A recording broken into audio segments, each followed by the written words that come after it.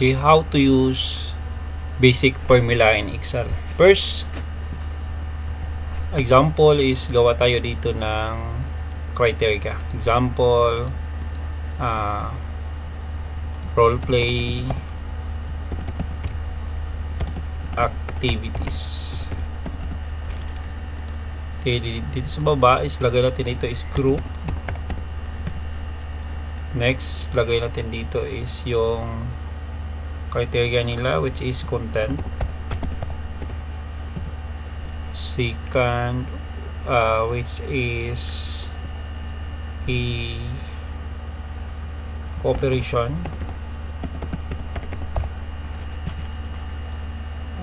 Delivery. And overall.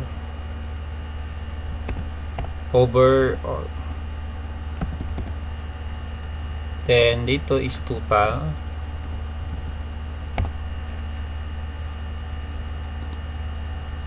Dito naman is percentage. Lagyan natin ang percentage. Okay, so that's the basic formula. So arrange lang natin. Arrange lang natin to. Center. Then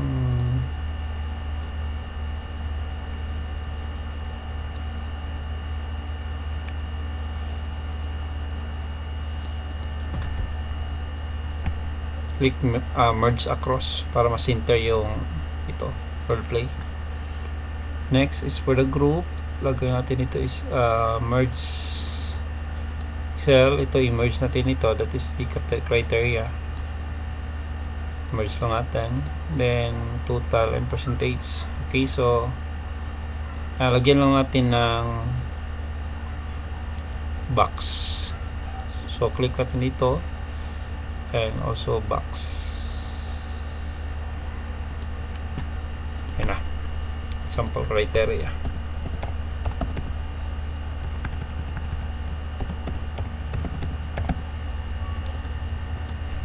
Criteria dito, at is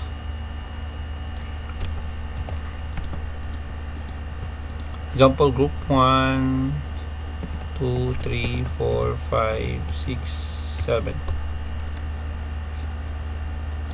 Okay, sample example, there are 7 groups.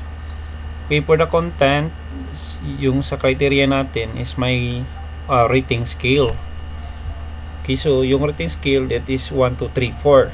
So the 4 is the highest and 1 is the lowest. Example for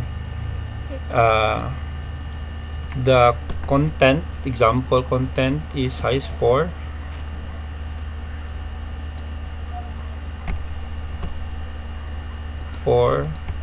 Then for the cooperation, that is 3. Delivery is 3. Overall is 3. Okay, how to use basic formula. Okay, first you need to click equal sign. After clicking equal sign, you need to click type sum. Okay, sum, double click lang natin yung sum. After double click the sum, you need to highlight the points of the students. Then we need to click close parenthesis, then click enter. Okay, so meaning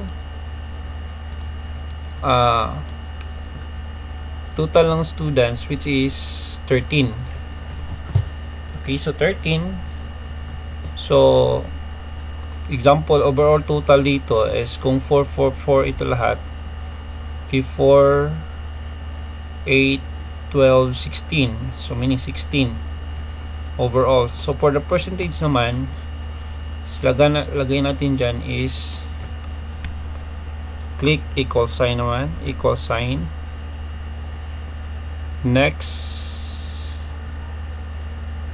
is click natin ito 13, that's total 13. Then next slash or divided by 16, kasi 16 man yung overall total kung perfect niyo lahat ng score. 16, then times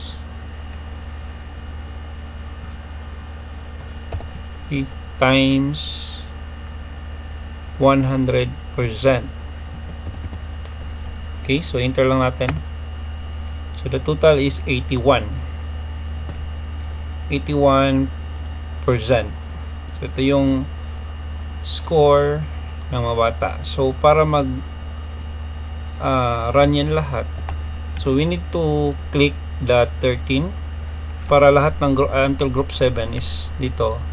Until group 7 is malagyan ng formula.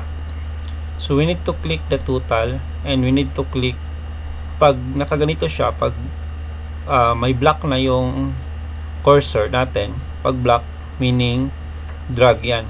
So drag natin pababa. So pag nakadrag na, automatic 0, 0 yung output kasi wala pa mang yung score yung ibang groups. Next is for the percentage, same lang. So pag naka block siya, automatic drag. Pag naka ganito lang, meaning highlight ito. So, highlight lang. Pero kung naka block ito, point mo lang dito sa gilid and drag. Okay, so meaning 0, 0. So meaning wala pang score. Pero kung mag-entry na tayo dito ng points ng mga bata, example is group 2 is perfect lahat. 4, 4, 4, 4, that is 100.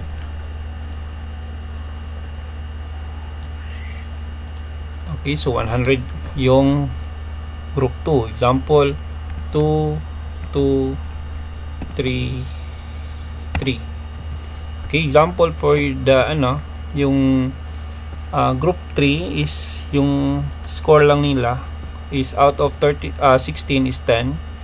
Yung percentage into 100, that is 62.5. Example, itong group naman, itong group 4 is 4, 4, 4, 4, that is 100. Next is group is 2, 3, 4, 3, 4, 2. Okay, that is 68. For the group 5, group 7 naman is 3, 3, 3, 3. So, meaning 75. Out of 16, may nakuha silang 12. And for the last group, example 4, 4, 4, 4. Okay, meaning 16, that is perfect, that is 100. Okay, for the percentage, so hindi ka na mahirapan magkuha ng grades nila because naka-percentage na, no? From the scale, using the rubric, yung scale, then gawa natin ng percentage, that is 100% in total. So, depende sa points kung ilan yung makuha nila. Okay, yun lang, and I hope may matutunan kayo. Thank you.